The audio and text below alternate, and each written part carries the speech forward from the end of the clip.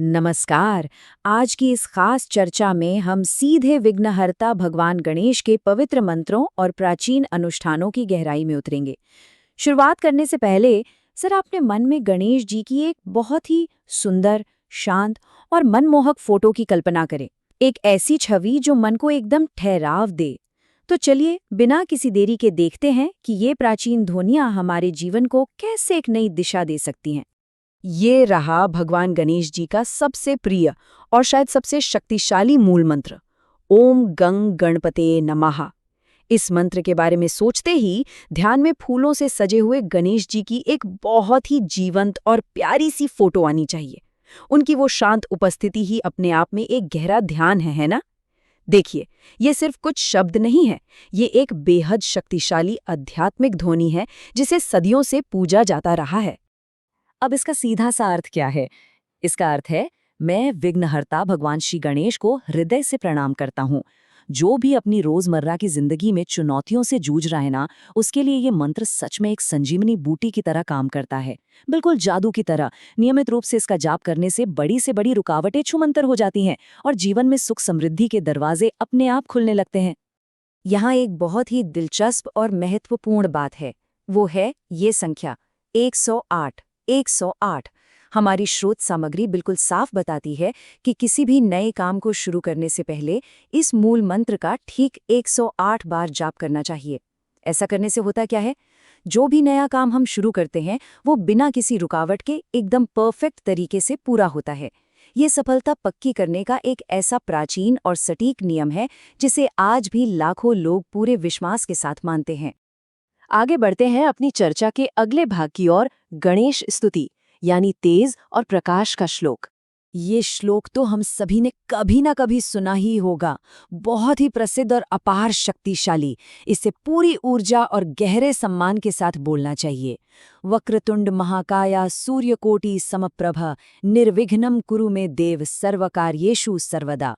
इस श्लोक को सुनते समय मन में गणेश जी की एक ऐसी भव्य फोटो लाएं जिसके पीछे करोड़ों सूर्यों का तेज चमक रहा हो। सोचिए कितना अद्भुत दृश्य होगा। ये श्लोक उनके उसी विराट रूप को दर्शाता है, टेढ़ी सूंड, विशाल शरीर और महान प्रतिभा, एकदम रोंगटे खड़े कर देने वाली छवि। असल में ये श्लोक एक आध्यात्मिक ढाल या सुरक्षा कवच की तरह काम करता है। इस प्रार्थना के जरिए हम यही तो मांगते हैं कि हमारे सारे काम बिना किसी बाधा के पूरे हों। इसका सबसे बड़ा फायदा ये है कि ये हमारी जिंदगी से हर तरह की नेगेटिव एनर्जी और संकटों को जड़ से खत्म कर देता है। ये सचमुच हमारे सारे कामों को एक अचूक सुरक्षा कवच पहना देता है।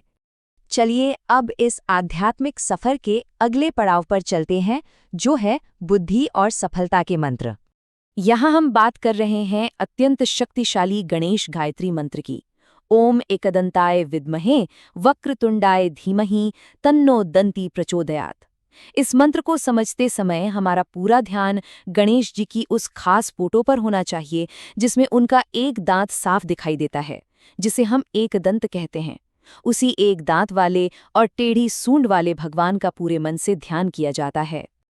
ये मंत्र खास तौर पर विद्यार्थियों और ज्ञान की तलाश करने वालों के लिए तो मानो एक अचूक चाबी है। ये फोकस यानी एकाग्रता को एकदम टॉप लेवल तक ले जाने और दिमाग को तेज करने में गजब की मदद करता है। उस एकदंत स्वरूप पर ध्यान लगाने का मतलब यही है कि हम बुद्धि के देवता से प्रार्थना कर रहे हैं कि वो हमारी बुद्धि को हमेशा सही रास्ते पर यानी सत्य और धर्म के रास्ते पर चलाएं। अब जो मंत्र है वो सीधा सुख, समृद्धि और सौभाग्य से जुड़ा है। ओम गंग गणपते नमो नमः, श्री सिद्धिविनायक नमो नमः, अष्टविनायक नमो नमः, गणपति बाप्पा मोरया। इस मंत्र को मन में उतारते समय भगवान गणेश के 8 दिव्य स्वरूपों यानी अष्टविनायक की भव्य फोटो की कल्पना करनी चाहिए। ये भगवान सिद्धिविनायक को बार बार किया गया हमारा नमन है। जो लोग भी अपने करियर में लगातार ग्रोथ और गहरी मानसिक शांति ढूंढ रहे हैं ना, उनके लिए ये मंत्र सच में एक मास्टर की है। सिद्धियां देने वाले सिद्धि विनायक का ये मंत्र हमें साफ तौर पर मानसिक शांति, शानदार किस्मत और सबसे बढ़कर हमारे बिजनेस या जॉब में कमाल की तरक्की दिलाता है। आसान शब्दों में कहें तो ये भौतिक और आध्यात्मिक दोनों तरह की सफलताओं के दरवाजे खोल देता है। अब इन दोनों मंत्रों को एक साथ रखकर समझना बहुत दिलचस्प है। एक तरफ हमारे पास गणेश गायत्री मंत्र है जो मुख्य रूप से पढ़ाई करने वाले छात्रों के लिए फोकस और तेज बुद्धि लाता है, और दूसरी तरफ है सफलता का मंत्र जो बिजनेस में तरक्की और जीवन में सुकून या मानसिक शांति लेकर आता है। इस तुलना से ये तय करना बहुत आसान हो जाता है कि हम अभी जिंदगी के जिस भी मोड़ पर हैं उसके हिसाब से हमारे लिए कौन सा मंत्र सबसे परफेक्ट रहेगा। और अब आते हैं सबसे अहम हिस्से पर, इन मंत्रों के जाप की सही विधि क्या है। देखिए, सिर्फ मंत्र जानना ही काफी नहीं है, बल्कि इन्हें जपने का सही तरीका भी पता होना चाहिए। इन नियमों को समझते हुए मन में गणेश जी की एक ध्यानमग्न और एकदम शांत फोटो की कल्पना करें जो अनुशासन को दर्शाती है। हमारी स्रोत सामग्री इन पुराने नियमों को बहुत स्पष्ट रूप से बताती है। सबसे पहली बात, दिन। भगवान गणेश का मुख्य दिन बुधवार माना जाता है। हालांकि आप किसी भी शुभ काम से पहले या रोज सुबह भी इनका जाप कर सकते हैं। दिशा की बात करें तो जाप करते समय हमारा चेहरा हमेशा पूर्व या उत्तर दिशा की ओर ही होना चाहिए। और आखिर में माला। इन खास मंत्रों का पूरा आध्यात्मिक फायदा उठाने के लिए रुद्राक्ष या चंदन की माला का उपयोग करना सबसे बेस्ट बताया गया है।